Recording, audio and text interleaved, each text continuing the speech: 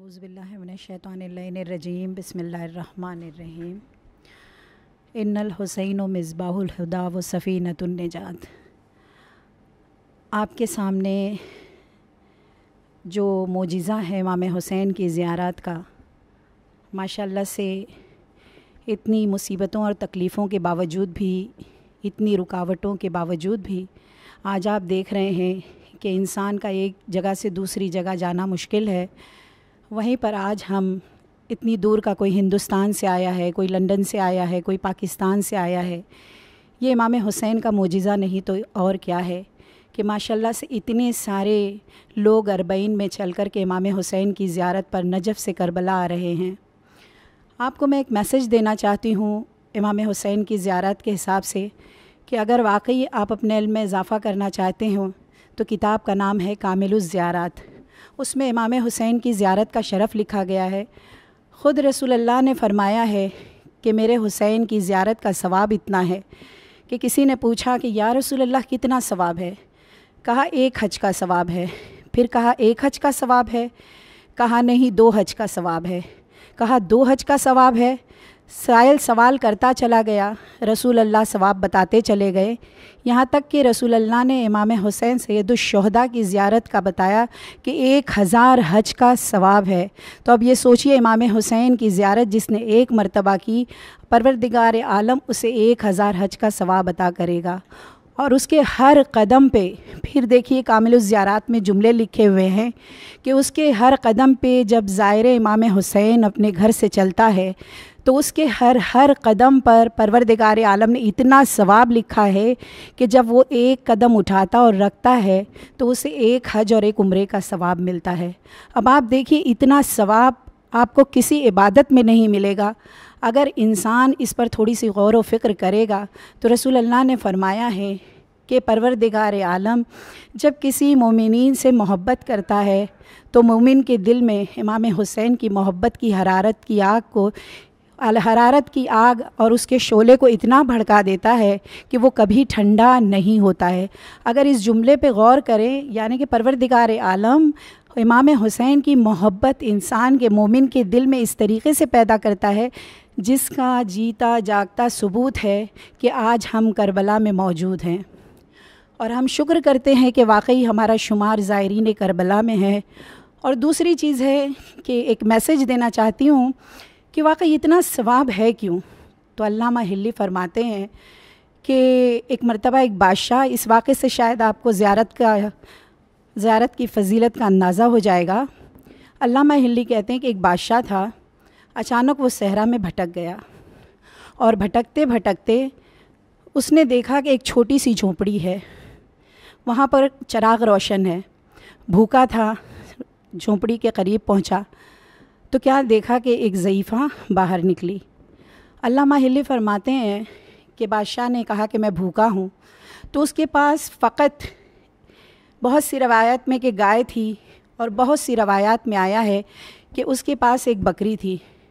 اس نے اس مسافر کو جس بکری سے اس کی دن بھر کی غذا فراہم ہوتی تھی، اس نے اس بکری کو ذبح کیا، اور ذبح کرنے کے بعد بادشاہ کو کھلا دیا۔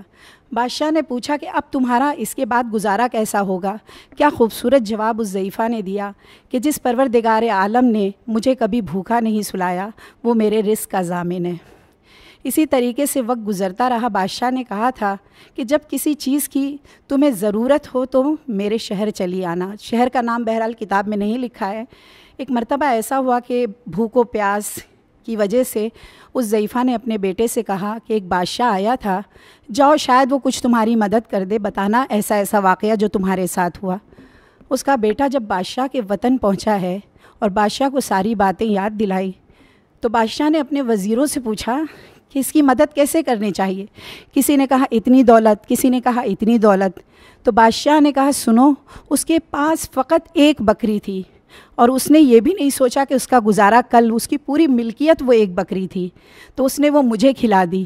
اس نے سوچے بغیر میری یہ نہیں سوچا کہ کل اس کا کیا ہوگا، اس نے پوری، اس جملے پہ خالی غور کریے گا کہ پوری ملکیت مجھ پر قربان کر دی، تو میرا فرض بنتا ہے کہ میں پوری بادشاہت اس کے حوالے کر دوں۔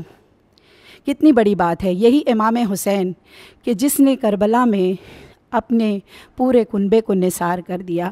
آج لوگ دور دور سے کربلا کی زیارت کو آتے ہیں۔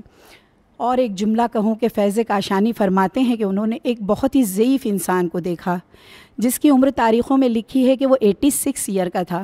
فیض کاشانی نے اس سے سوال کیا کہ یہ بتاؤ کہ تمہاری عمر اتنی ہے، کمر خمیدہ ہو گئی ہے، اس کے باوجود بھی تم ہر سال آتے ہو امام حسین کی زیارت کے لیے؟ کہا ہاں میں ہر سال امام حسین کی زیارت کے لیے آتا ہوں۔ کہا تمہیں درد نہیں ہوتا ہے، تمہیں تکلیف نہیں ہوتی ہے، تمہارے پیر میں چپل بھی نہیں ہے؟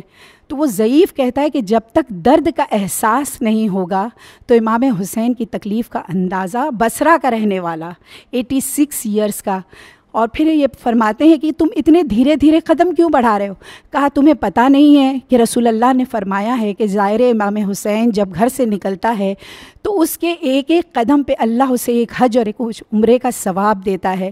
عزیزان گرامی بس غور کریے کہ جب ایک ایک قدم پر حج اور عمرے کا ثواب ہے، وہ کہتا ہے میں تیز چل کر کے اپنی اس مرتبے کو اور ملنے والی نعمت کو میں ضائع کیوں کروں؟